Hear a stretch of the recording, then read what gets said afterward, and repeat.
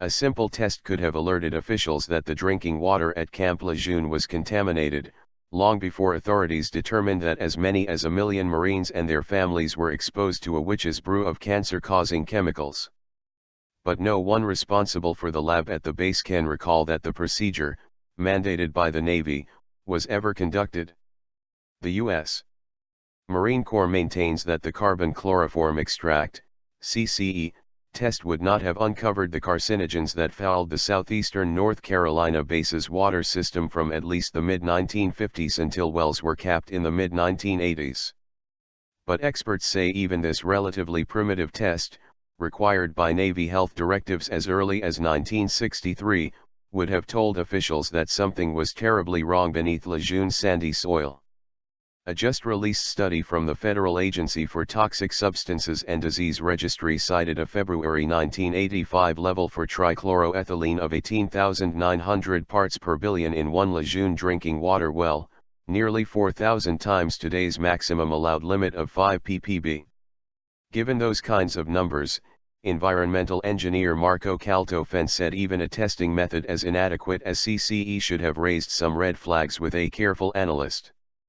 "That's knock your socks off level, even back then," said Caltofen, who worked on the infamous Love Canal case in upstate New York, where drums of buried chemical waste leaked toxins into a local water system. "You could have smelled it." Biochemist Michael Hargett agrees that CCE, while imperfect, would have been enough to prompt more specific testing in what is now recognized as the worst documented case of drinking water contamination in the nation's history. "I consider it disingenuous of the Corps to say, well, it wouldn't have meant anything," said Hargett, co-owner of the private lab that tried to sound the alarm about the contamination in 1982. "The levels of chlorinated solvent that we discovered, they would have gotten something that said, oops, I've got a problem. They didn't do that. Trichloroethylene, TCE, tetrachloroethylene, PCE, benzene and other toxic chemicals leached into groundwater from a poorly maintained fuel depot and indiscriminate dumping on the base, as well as from an off-base dry cleaner. Nearly 3 decades after the first drinking water wells were closed, victims are still awaiting a final federal health assessment, the original 1997 report having been withdrawn because faulty or incomplete data. Results of a long-delayed study on birth defects and childhood cancers were only submitted for publication in late April. Many former Lejeune Marines and family members who lived there believe the Corps still has not come clean about the situation, and the question of whether these tests were conducted is emblematic of the depth of that mistrust. Marine Corps officials have repeatedly said that federal environmental regulations for these cancer-causing chemicals were not finalized under the Safe Drinking Water Act until 1989, about 4 years after the contaminated wells had been identified and taken out of service. But victims who have scoured decades-old documents say the military's own health standards should have raised red flags long before. In 1963, the Navy's Bureau of Medicine and Surgery issued the Manual of Naval Preventive Medicine. Chapter 5 is titled Water Supply Ashore. The water supply should be obtained from the most desirable sources which is feasible, and effort should be made to prevent or control pollution of the source, it reads. At the time, the Defense Department adopted water quality standards set by the U.S. Public Health Service. To measure that quality, the Navy manual identified CCE as a technically practical procedure which will afford a large measure of protection against the presence of undetected toxic materials in finished drinking water. Also referred to as the oil and grease test, CCE was intended to protect against an unwarranted dosage of the water consumer with ill-defined chemicals, according to the Navy manual. The CCE standard set in 1963 was 200 ppb. In 1972, the Navy further tightened it to no more than 150 ppb. In response to a request from the Associated Press, Captain Kendra Mott said the Marines could produce no copies of CCE test results for Lejeune, despite searching for many hours. Some documents that might be relevant to your question may no longer be maintained by the Marine Corps or the Department of the Navy in accordance with records management policies, she wrote in an email. The absence of records 50 years later does not necessarily mean action was not taken. But the two men who oversaw the base lab told the AP they were not even familiar with the procedure. What? Asked Julian Wooten, who was head of the Lejeune environmental section during the 1970s, when asked if his staff had ever performed the CCE test. I never saw anything, unless the Navy's preventive medicine people were doing some. I don't have any knowledge of that kind of operation or that kind of testing being done. Not back then.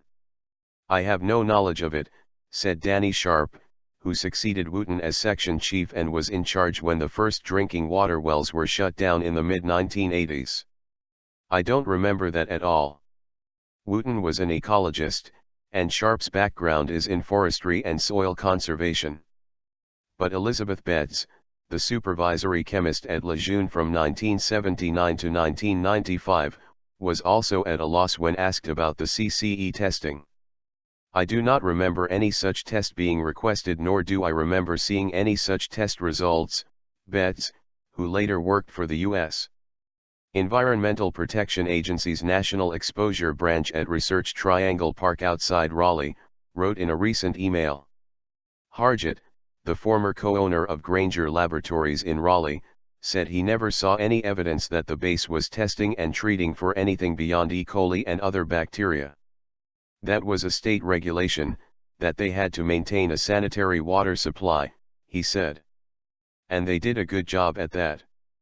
Motz, the Marine spokeswoman, told the AP that the method called for in the manual would not have detected the toxins at issue in the Camp Lejeune case.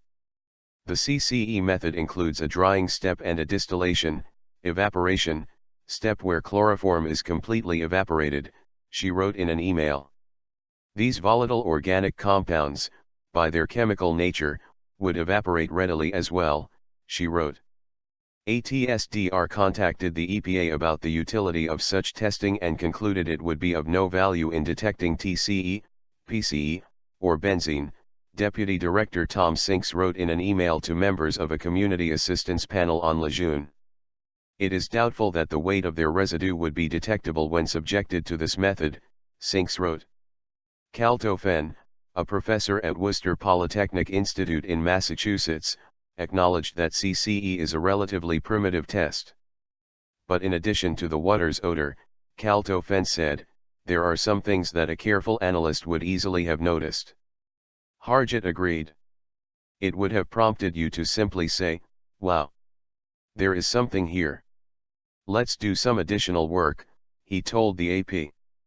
Any reputable chemist would have raised their hands to the person responsible and said, guys, you ought to look at this. There's more here. The Marines have said such high readings were merely spikes. But Kaltofen countered that, you can't get that level even once without having a very serious problem.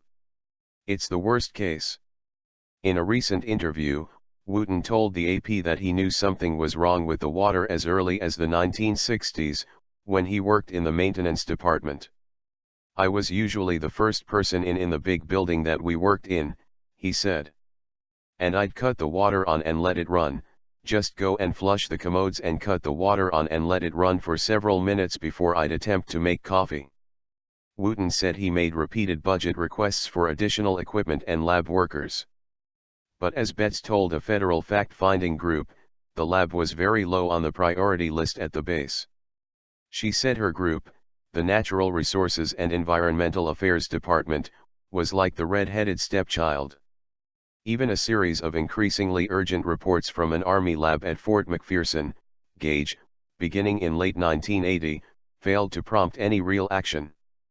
Water highly contaminated with other chlorinated hydrocarbons, solvents, cautioned one memo from the Army lab in early 1981. Because the base water system drew on a rotating basis from a number of different wells, subsequent tests showed no problems, and officials chalked these interferences up to flukes.